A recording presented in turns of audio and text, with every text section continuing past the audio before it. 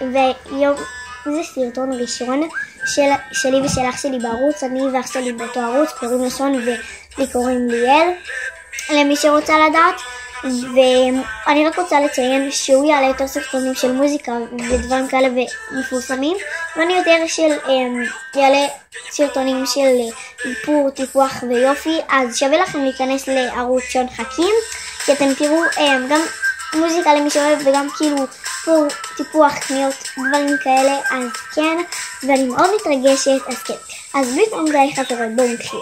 היום זה הולך להיות סרטון על כל מוצרי השפתיים שלי. אז כן, קודם כל אני אעשה את כל מוצרי השפתיים שלי וכתוב כאן ליאל. אם הם רואות את זה ברור סורי, אבל כתוב כאן ליאל, עשו לי את זה בגן, לא משנה. אז כן, זה קצת ממש חמודה, אני מחסנת על כל מוצרי השפתיים שלי. אז כן, בואו נתחיל. אני אתחיל מהאודמים, יש לי ממש קצת. אז האודם הראשון שלי זה בעצם האודם הזה שהוא, רגע נפתח אותו, שהוא אודם של פורים כזה. נעשה לכם ספוט,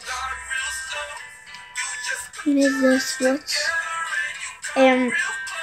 הוא באמת מאוד יפה ואני מאוד אוהבת אותו ומאוד ממליצה עליו. אז כן, ואין לו מספר. האודם הבא זה אודם מספר 01, שהוא נראה ככה ואין טעם שאני עושה ספוט כי לא רואים אותו על היד, תופס צבע רק על השפתיים. וכן, ואני מאוד ממליצה. האודם הבא והאחרון, האחרון זה בעצם אודם מספר 90, אדום כזה. איך הוא נראה? ואני אספים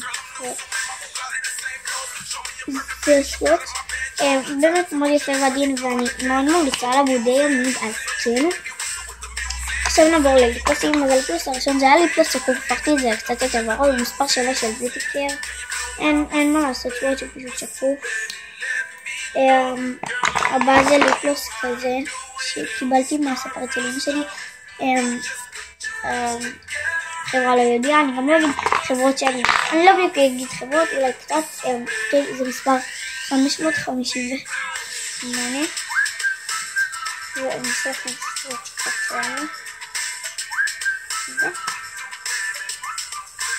כן, ככה זה נראה, וזה הספוט כבר בייבי כזה. הבא זה שפתון כזה של החברה הזאת. רגע,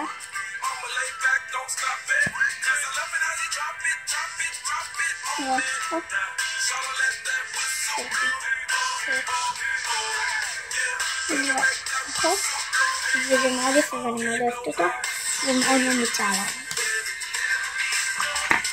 הבא זה ליפלוס הזה מספר 19, אם תצליחו לראות.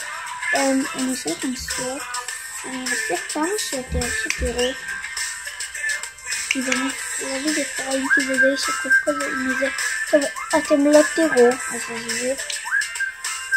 טוב, בגלל שאין לי מקום על היד הזה, רק תוציא את זה. כן, ורק רגע אני רק אעשה משהו.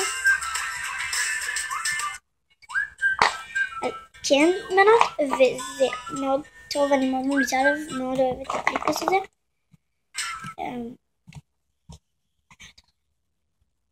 מאוד אוהבת את הליפלוס הזה.